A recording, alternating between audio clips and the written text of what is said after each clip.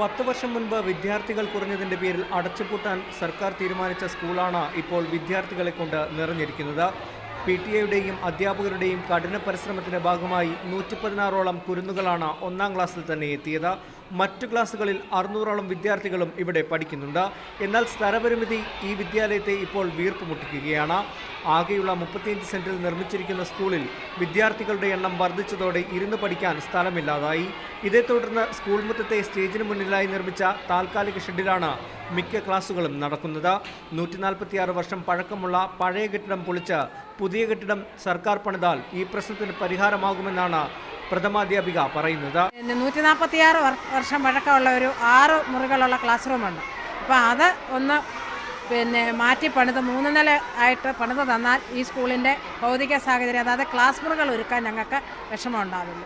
സ്ഥലപരിമിതികൾ ഉണ്ടെങ്കിലും വിദ്യാർത്ഥികൾ ഒഴുകിയെത്തിയതിൻ്റെ സന്തോഷത്തിൽ തന്നെയാണ് സ്കൂളിലെ അധ്യാപകർ. മീഡിയ 1 പത്തനംതിട്ട.